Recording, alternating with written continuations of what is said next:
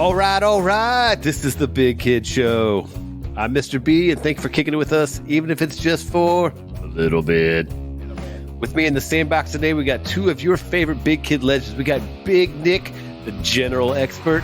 We got Sweetwater Shazbot Mark. And today we're playing Top 3. Thank you, boys and girls. Welcome and appreciate the applause. All right, we're playing Top 3. You know the drill. We've done it before. We're back at it again. Today's topic is Top 3 True Crime Documentaries of 2020 to present. Ooh. So we're going a little new school for the first time in a while. Get modern. Right? All right. True crime documentaries have been more and more popular, and the production value has increased exponentially. The big kids are huge fans. Huge fans of true crime. But, hey, we're not into committing crimes. And luckily for all the listeners out there, our own Big Nick, he knows his way around true crime and true crime documentaries. He's even been a few of them himself. He's a little bit famous. Hey, Big Nick devotes most of his time to the Big Kid Show, but he does have a small part-time job as the co-host of the amazing podcast, True Crime Garage. Love it. Go listen. Yeah, the show writes itself. I have to spend very little time on that show. Yeah. So because we have a fellow big kid with so much insider knowledge on true crime, everybody wins today. It's a win, triple win. Win. All right. So grab your remote, popcorn, and Sherlock Holmes pipe and detective's hat. And I've always wanted to say this, Big Nick. Grab a chair, grab a beer. Let's talk some true crime documentaries. Yeah. Hey, because we're jumping into our top 3 true crime documentaries of the 2020s. Also, don't forget to follow us on Twitter, Facebook, and Instagram. Subscribe to the show. Give us a rating. Give us a review. Tell Mark his hair is awesome. Whatever you want to do. Hey, huge thank to all the Big Kid listeners out there. You guys are awesome. Thanks for sticking with us. We're coming at you every Sunday. All right, Big Nick, you won the pre-show coin flip. You kick us off first, buddy. All right. Well, lock the doors and hide the children. Here we go, boys. We're talking true crime, and it's never pretty, right? And it's usually scary. And so for my first pick, my number 3 pick, I went with a criminal, a documentary about a criminal who scares me. And the reason why he scares me is because he was notorious for breaking into people's homes in the middle of the night in a very stealth-like manner, and then assaulting and unfortunately killing people once inside, and then leaving with their valuables. So I went with a documentary called Night Stalker: The Hunt for a Serial Killer. And this one was featured on Netflix, and it came out in 2021. And rightfully so, the rating is TVMA. And this is one of those docu-series deals, which I find that I tend to like the docu-series a little better. And I think part of it is that, sometimes these stories, you can't tell them, you can't package them and tell the complete story in a simple 1 hour or even 90-minute time frame. Agreed. So I like when they do the docu-series because it kind of breaks it up into chapters, and it reminds me of the old true crime books that I've loved for all of my life. And I love that I can watch a chapter, set it aside, and come back to it either immediately afterwards and binge watch, or set it aside and come back to it tomorrow night or even next week. So went with number 3, Night Stalker: The Hunt for a Serial Killer. This is a story that takes place in the city of Los Angeles, and a serial killer that stalked these neighborhoods around the greater Los Angeles area for a while. The thing, too, that I love is like the old school detective work that is on display in this docuseries. When originally they have no clue who this dude is, and they figure out that he wears a very unique shoe, and he's leaving the shoe print at the crime scenes. That's how they knew right away that the crimes were connected. And it was something silly, like they figured out that only like 13 or 14 of these shoes were sold in Los Angeles during that year. It was the Avis shoe, AVIS. And so this shoe is really the cornerstone of their investigation early on. And then it's the old school fingerprints and things of that nature that lead them to looking for Richard Ramirez, who we later learn is the Night Stalker. This was 4 episodes. Each one's about 45 minutes long. And here's the thing. I read the book back in the day. I knew the case really well. So sometimes I become a little snobby and I'm like, I don't know if it's going to be worth my time. Right. Sometimes the juice ain't worth the squeeze, boys. And I sat down and decided to tune in for the first 20 minutes and out of boredom. Right. And I found myself right away getting pulled into the story. The one thing that really drawed me in was how much I like one of the detectives, and Detective Gill, I believe is his name. And this dude is, Gil Carrillo. This dude, he's charismatic and he's old school, kind of shoots from the hip, tells it like it is.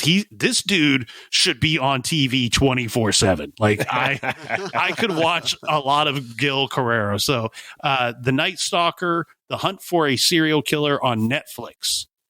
That's my third pick. Love it. I saw that one. That was a great one, and quality choice, Big Nick, for your number 3. So I have not seen that yet, Nick. So I'm going to have to put that on my watch list because that one sounds very intriguing. And for all the listeners, the reason why we picked 2020 to present is there's so many awesome true crime documentaries, and we're only in 2023 right now, end of it, of course, but there's amazing amazing documentaries out there. So Marcus, hit us with your number 3 true crime documentary from 2020 to present. Number 3. So we're going to get weird right off the bat here, gentlemen. And I will actually credit Mr. B because I believe him and his wife are the one that told me about this documentary. Should I be worried? I think you should.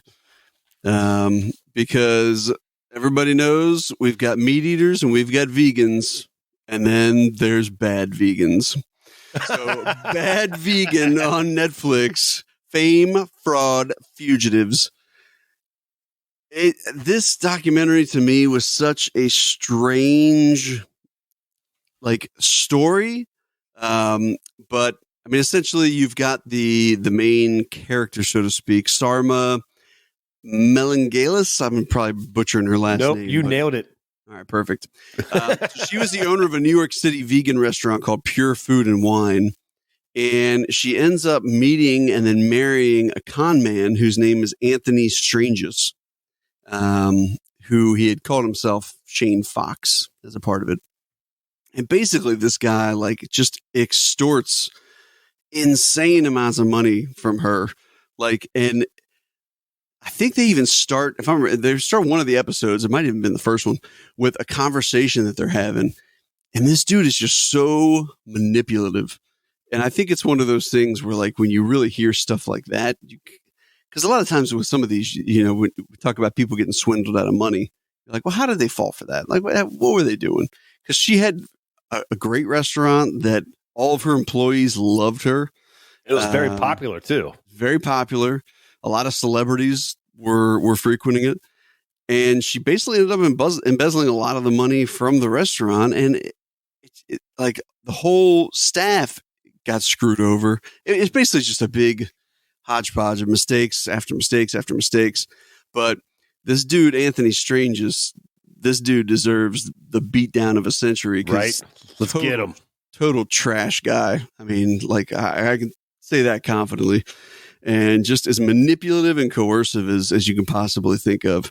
So that's what I got, boys. It's not just the vegan. It's the bad vegan. Bad vegan. And you're right. Because that one, I remember when we told you about that one, and there's a bunch of just weird turns in it, and you're like, what's happening here? And I also feel there's a theme with a lot of these documentaries of men tricking, swindling, or cheating other people, usually women. There's a lot of them out there. And it's just For sure. If you read the news story about it, you're like, why would you fall for that? And then you watch the documentary and you're like, oh, okay, this guy was super manipulative.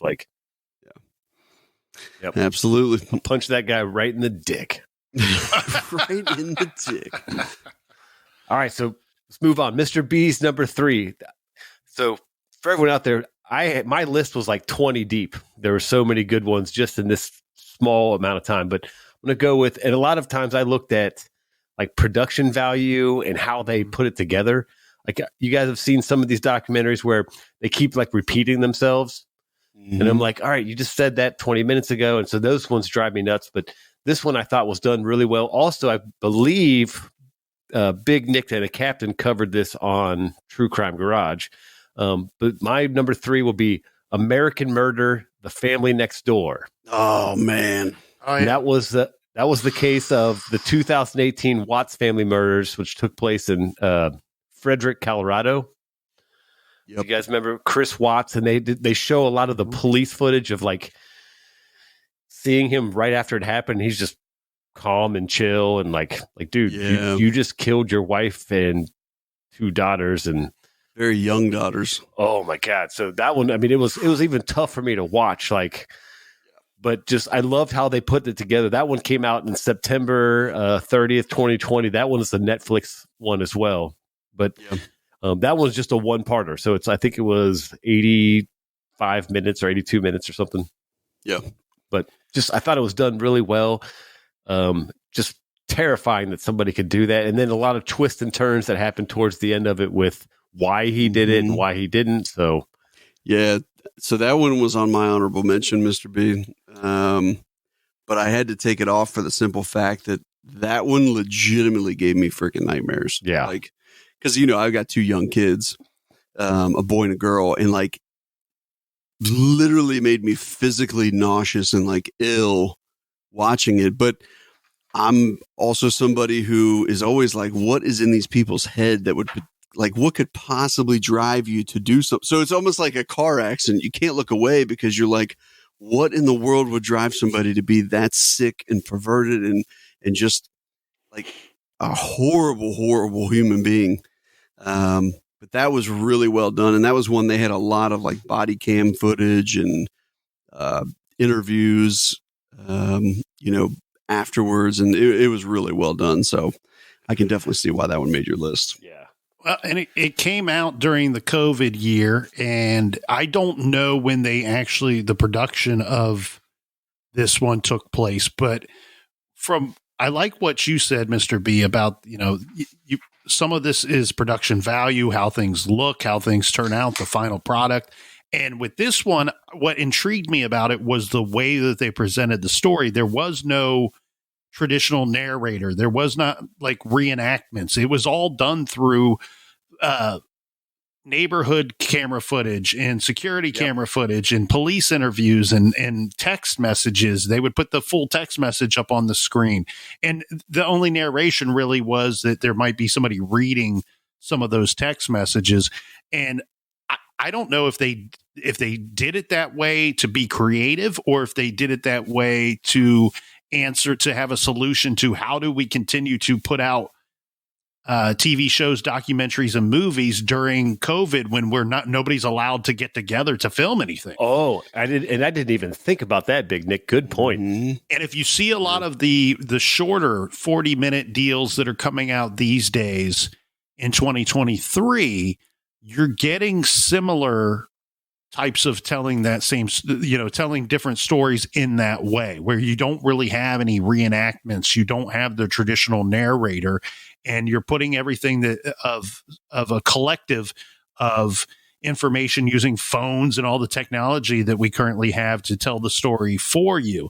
And so I thought that it was really interesting the way they did that. That case for me, because the Metallica Battery song is referenced a couple times by him and some of the lyrics of the Metallica Battery song.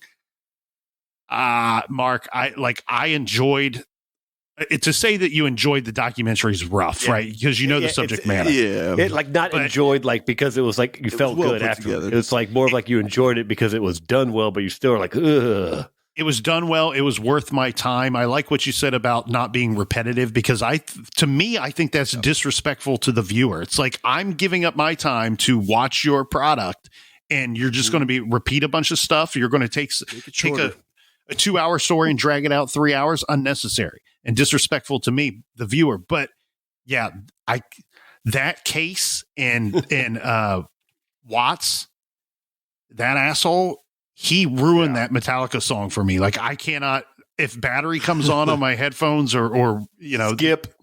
Yeah. skip, I cannot listen to that song anymore. Yeah. Yeah, dude. That, like I said, man, that one kind of like I came upstairs. I remember I watched it. It was, and my wife was in bed upstairs. I knew she wouldn't want to watch it. She's not that into the true crime stuff. And I went upstairs, and I remember her being like, "Are you okay?" Like she could like physically see it on my face that like how disturbed I was, Yeah. and like how like mentally. It just, especially like as they start to get into the detail of what really happened, like you said, Mr. B, it's dark. It's sick. It's Yeah. very dark. Like I can't even fathom. Like I really can't even fathom. So yeah. Fuck that guy. I'll say that. Fuck that guy. Yeah. Yes. Right in the Thank ass. you, Mark. Amen. All right. So hope he got his ass kicked in prison. Yeah. All right. So we're moving on to our number 2s. Big Nick, your number 2 true crime documentary from 2020 to present. So my number 2, and this is similar format. It came out in a season form. This was 3 episodes. I believe these episodes ended up being closer, if not right around the hour-long mark. But the title of this docuseries is The Murders at Starved Rock. And this one came out, I don't have the date right in front of me. I believe it was 2020 or 2021. And The Murders at Starved Rock, if you want to tune in and watch that, you can watch it on Max, which is the streaming service for HBO. Yep. So this was an HBO production. And it's 3 episodes, and it's about the real life case from 1960 when 3 women were murdered in one single act in Starved Rock State Park in Illinois. And they arrested a man back then after an investigation, and he served 60 years in prison. And so he's found guilty. But after he's released, he's attempting to clear his name of these murders. And so it's a reinvestigation of this case, looking back 6 decades later to see if he was actually the person responsible. And this is one of those situations where in this county in Illinois, you could walk down the street and ask 10 people and probably get 5 answers for guilty, 5 answers for not guilty. So there's a lot of gray area, if you will. And one thing that's really interesting is the documentary not only centers around the accused killer who served 6 decades in prison, but even more so at the center is the prosecutor's son, who questions the guilt of the man who was accused. So he's kind of the narrator for most of it, and it centers around his investigation. So I loved this one because this is one that really made the old Big Nick brain work overtime, baby. I was really thinking long and hard on this one, and I found it incredibly entertaining for that reason. What was the name of this one again, Big Nick? Murders at Starved Rock. At Starved Rock. Starved Rock. Yeah. I see that's another one I haven't seen. So I'm gonna. I Getting saw some good recommendations. I watched that one, Big Nick, and you hit it spot on, buddy. That one It's was a 3-hour tour. Yeah, and I love that they're doing that because instead of just doing a 3-hour movie or cutting it short, they're like, no, this is going to take 3 episodes. You can break it up so you don't have to watch it all in one sitting. But it was done really well, and you're right. It gets the brain kind of working overtime. Well, and on like an emotional level, this might sound weird to some people, but I have a tendency to enjoy the older cases because they're so far in the rear view mirror that it almost like I can disassociate with them. Like it's almost like looking at a piece of fiction. And so but one thing I love though too is the vintage material that you see in this type of documentary, where they're showing you pictures from 1960. They're showing you pictures of the crime scene. They're showing you pictures of the area and how the people look today and how they looked back in 1960. Right. And so I love that angle of it too. So I found this one incredibly entertaining. Quality pick, buddy. And that one, I think it might still be on is it HBO Max? I don't know if it's still up there, but Yeah, that was a great one. I want to go watch it. Yeah, quality pick. The Murders at Starved Rock. All right, Marcus, your number 2 true crime documentary from 2020 to present. All right, so number 2, this is a one that was released this year, boys. This came out in 2023, back in February. There was actually a season 2 that was just released back at the end of September, and that would be the Murdaugh murders. Oh, Southern Scandal. Yes, good pick. This one, to me, in the same realm of, I feel like they took their time with it. There may have been a little bit of repetitiveness at certain spots, but I don't think it was overly done. But overall, I feel like they took their time to really lay out the case of what happened initially with the son of the Murdaugh family, and what happened to one of the girls, Mallory, who got into a boat accident with the son. Yep. I feel like they did a really good job of kind of moving it along. And then I love that they came back with a season 2, 7 months later, and gave updates on the court stuff. Because with a lot of these, you always wonder, like, okay, then what?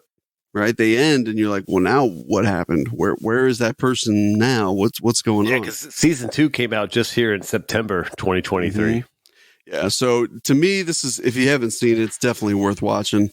A lot of family drama, interesting with like a small town kind of feel, that they had going on, and kind of the repercussions of a well-known family being caught up in this scandal.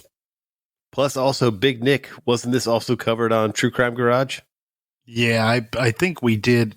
At the very least, we did 2 episodes, but this is a case that you could spend a good 10, 12 hours talking about. And, and of course, we covered it before the outcome of the trial. So this is a very bizarre case, a very bizarre criminal, the father, the accused, and then very bizarre family in general. So weird. Yeah, I think season 2 does a good job of really getting into the details, which is what I appreciated, where you can visually start to kind of piece some things together. So yeah, really, really well done. And that was my number 4, buddy. So we're on the same page of knowing what's good. So and that, I agree. That was done really well. There were some parts where you're like, all right, you're repeating yourself, but it covered it, and just such a weird case. Oh yeah. A lot of oddity. Yeah. All right. So Marcus got the Murdaugh murders, a Southern scandal. All right. So Mr. B is going to go kind of weird, because that's what I do. And the only reason why is because this one came out like at the peak of COVID. And I'm going to go with Tiger King. King. And the only reason I'm gonna say it is because even when it came out and I'm watching it, my wife's like, "What are you watching?" I was like, "I don't know, but I can't stop watching it." I have no idea. There's so much weird stuff happening here. There's tigers, and this guy's like talking about gay stuff, and like he's jumping around, and this guy shot himself in the head, and lions and tigers and bears. It was so weird, but it was just, I felt like it was done well, even though it was the weirdest documentary I've ever seen in my entire life. I couldn't stop watching it. I don't even know what to say. Well, you just said what every person that enjoyed that documentary said to me. They're like, it's like a guilty pleasure, right? Like it's something that I probably, there could be better use of my time, but what the hell, this is entertaining, and it's got my interest for whatever reason. And I've managed to avoid it. But a lot of people that I know, like, and respect had high praise for the entertainment value of that documentary. And I would be one, but I would hope you'd respect me. And it came out March 20th. And I remember like the COVID craziness started like March 16th ish. When it was like, all right, things are shutting down. So I was like, well, what are we going to do? I'm going to watch this documentary. And God, it's weird, and I wish I could take my time back from it, but I can't. I watched it. I remember the summer of 2020, and I remember hearing many people saying, well, there's only two things that you can watch on TV this year because of COVID. It's either The Last Dance or Tiger King. Those are the only two good options on TV this year. Because we had no sports. Yeah. And We're limited I even anyway. even when I had the research team doing the stuff, and I was like, do I really want to put the Tiger King on my list? I was like, damn it, I do. So most people have at least heard of it. If you haven't seen it, it's entertaining. It's weird. It's all over the place. There's definitely some true crime aspects to it, but I think they came out the season 2 of that as well, didn't they? They did like a follow-up thing. And then there's like a bunch of like spin-offs like with the other people that were in it. I never watched any of those other ones. But God, it's weird. I think in the first episode, I was literally thinking to myself, like, what am I doing? Yeah. It's like when you watch a reality TV show and you're like, am I really doing this right now? And then you're like, I might as well watch the next episode. But you might as well see what's going on. I mean, And then I might as well watch the next episode. Then what happened? Yeah. So Tiger King, unfortunately, is Mr. B's number 2 pick. All right, let's get into the heavy hitters here. Big Nick, your number 1 true crime documentary of 2020. It brings me great pleasure to present this one to all the big kids out there in big kid listener land. My number 1 pick is called A Wilderness of Error. It was a 5-part series that premiered in September of 2020 on FX. And the reason why it brings me great pleasure to present this to everybody, A Wilderness of Error, it's about the Jeffrey McDonald case, which is an old case from 1970 out of North Carolina. But that doesn't bring me the pleasure. The pleasure is that the documentarian is a person who I admire, I respect. I think he's probably one of the most brilliant men that I follow. His name is Earl Morris. And in fact, when my book came out, The Delphi Murders, The Quest to Find the Man on the Bridge, I was hoping and praying that Earl Morris would call me up or send me an email and said, I want to make your book into a documentary, but that has not happened yet. It has not happened yet. Not yet. This gentleman here, I love the way that he films everything. And we're going to go back to an old documentary that he did in 1988 called The Thin Blue Line. Which I think is, yes, buddy. Yeah. So I think is probably the greatest true crime documentary of all time. And in my humble garage opinion, The Thin Blue Line. So what is so interesting about The Thin Blue Line is it received a whole bunch of awards, and Roger Ebert gave it like 3.5 out of 4 stars, but it received negative reaction from critics because of the use of reenactments. Now think about that for a minute. I know. They criticized it for using reenactments in a true crime documentary. Damn near all true crime documentaries are reenactments today because of how well he did The Thin Blue Line. He was just the first one to do it, so he probably looked like a weirdo or whatever. But he was one of the pioneers, and the reenactments in A Wilderness of Error. It's a fascinating case. It's the Jeffrey McDonald fatal vision case.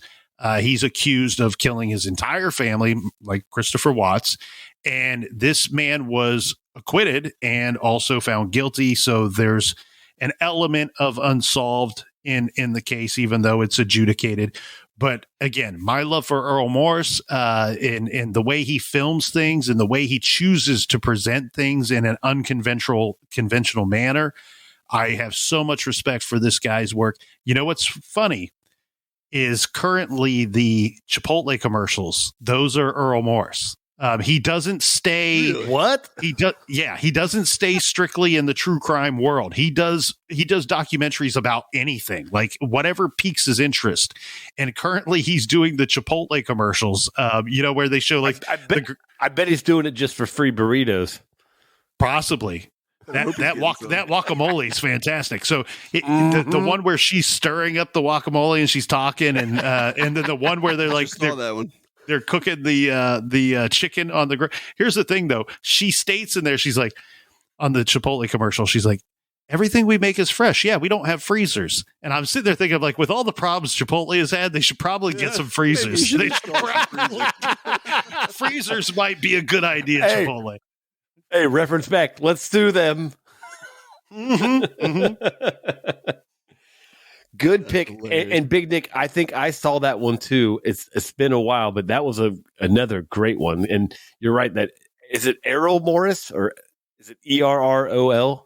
Yeah, sorry. And so it's a 5-part series that was on FX. I imagine if you have some streaming service that has FX, or I think Hulu might be an FX one, right? Yes, I think I saw it on Hulu. But yeah, that one was done really well too. Errol Morris. But anyway, I find him to be quite fascinating. This one's weird because he's completely obsessed with this case. And so he's filming himself being asked questions about the case throughout the documentary. So he kind of inserted himself into the documentary. And I can't say enough good things about this one or enough good things about him.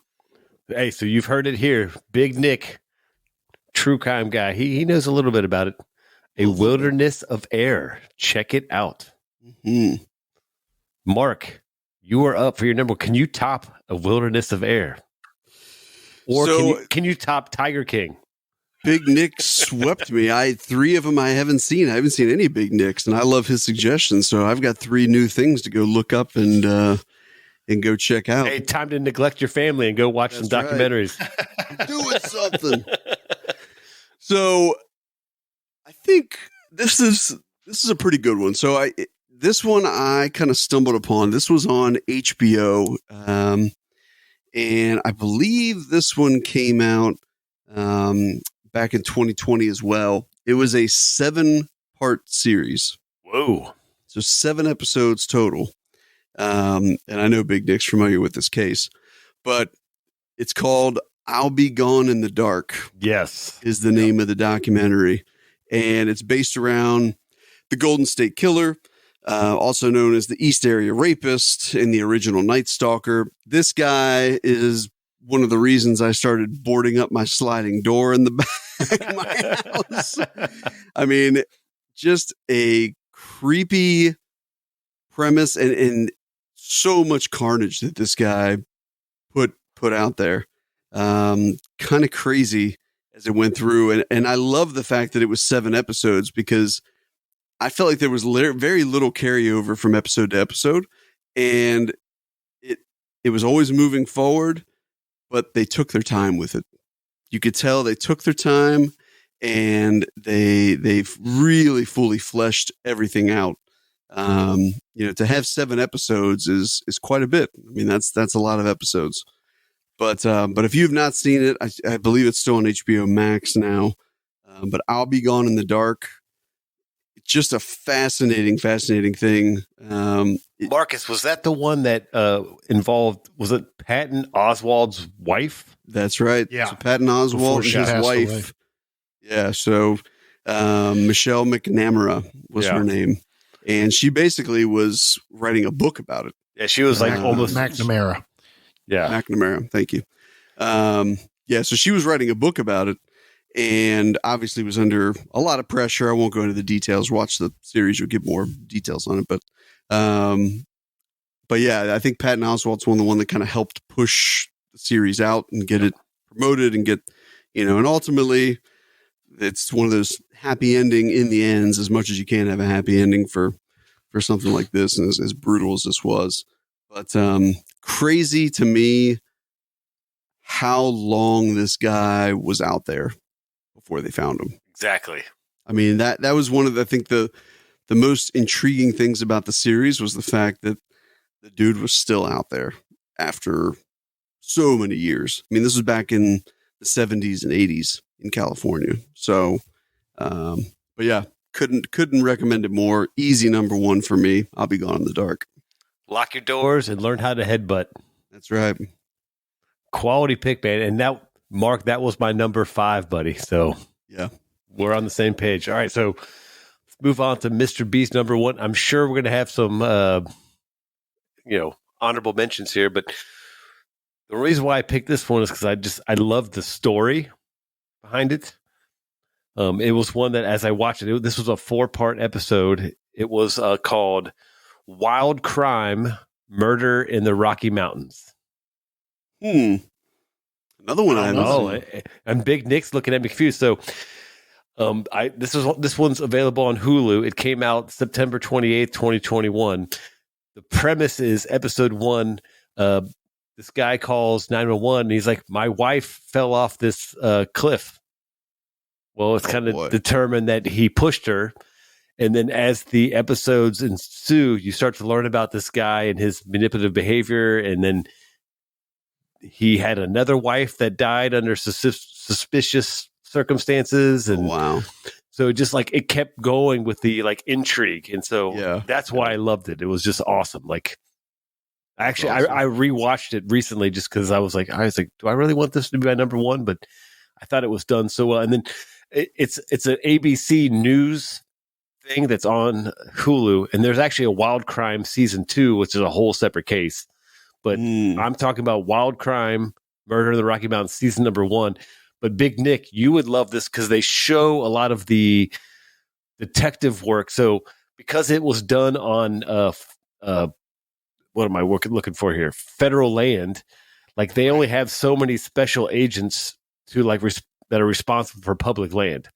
Yeah. So like it's literally this case fell on like one woman, and she's like, all right, I'm gonna have to solve this thing, and then obviously the FBA got involved, or FBI, excuse me. But I love to see like their process of like taking photos and doing measurements, and like this doesn't make any sense. And so the detective work, Big Nick would really love.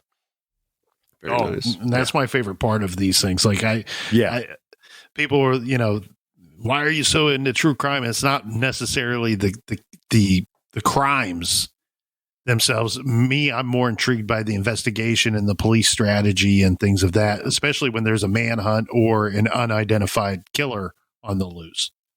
Same. And that's why I love this one, because obviously the crimes are scary, but you get into this backstory and then you get into how they're solving it and putting this case together to finally taking this guy to trial. And then again, no spoiler alerts. We'll let you watch it, but I just thought that one was amazing. So very nice. I'm adding that to my list. Yeah. Wild Crime, Murder in the Rocky Mountains. Heck yeah. All right. Honorable mentions. I know we got a couple at least. Yeah, I just have one because you took one of my other ones, much deservedly. So I had American Manhunt, the Boston Marathon bombing. That was a angering but very fascinating look at what went down with the Boston Marathon bombing. Obviously, a crazy, tragic event that took place, but again, kind of the hunt for the Tsarnaev brothers and kind of how everything went down, just really, really well put together. It really, I feel like, covered all the bases. So quality pick. Big Nick, you got a couple? So actually, Mark, like that one for me was weird because I really wanted that to be in my top 3 because I really enjoyed that one. Like the way that they kind of dissected and had to figure out who were the persons responsible in this large crowd of people. They knew that the persons had to be there at some point to physically place the bombs. And then the manhunt itself was crazy because they at some point they're on the run and they're actively like fighting back and retaliating against the police force who is swarming in on them and trying to hone in on their every move. And so the case itself and the manhunt, a very intriguing, very heartbreaking case, obviously. But the reason why it got nudged out to what would be my 4th spot is that I think it was A&E that did such a similar presentation years ago that was prior to 2020 that when this Netflix one came out, I watched it and I I was very excited that it came out because I don't know why I'm drawn to that case for some reason. I actually do know, but it's too long to go into here. But the thing is, though, when watching it, I struggled because I was like, am I just watching the one that I watched 4 years ago? Like it was Yeah. very close to what I had recalled from the previous presentation, but it was very well done. If you've not seen either one, I recommend both of those big time. And that one was Netflix, right? Yes. Netflix, American Manhunt, the Boston Marathon bombing. Excellent. Yeah. And I feel like there's some of these cases where they're redone, like the Murdaugh murders, Murdaugh or whatever. There was another one that was done on a different streaming service. Yeah. So, like, again, when the case is big enough, they kind of copycat. But I had a couple honorable mentions I want to throw out there. There's one called Girl in the Picture. Oh, I've seen that on there, but I haven't watched that one yet. That one's on Netflix. That one was done really well. That one was tough for me to not put on my list. Also, Big Nick, I think you guys might have covered part of this on True Crime Garage. Crime Scene, the Texas Killing Fields. Oh, that was a great one. That one was done really well. I've not watched that one yet. I forgot about that one. Yeah, that's completely worth your time to watch. And then last one I'll throw just because it just angers me, but Jeffrey Epstein, Filthy Rich on Netflix. Yeah, that one makes me want to punch the TV. Yeah. And so that's always my thought. It's like I almost want to punch something. It's like it clearly is good, but it also made me angry. So Yeah. All right. Yes, you guys got any little tidbits before we get out of here? Because I feel like we hit everyone with a bunch of knowledge here for True Crime Garage documentaries. True Crime Garage. I think I'm ready to go watch some new True Crime that you boys recommended. I like it. I think we nailed it. Nailed it, buddy. All right. Hey, thank you guys for listening. Go check these out. Big Nick gave you some tips. Mark gave you some tips. Mr. B gave you some tips. We love True Crime Documentaries, and we are Big Kid Show. See you next week.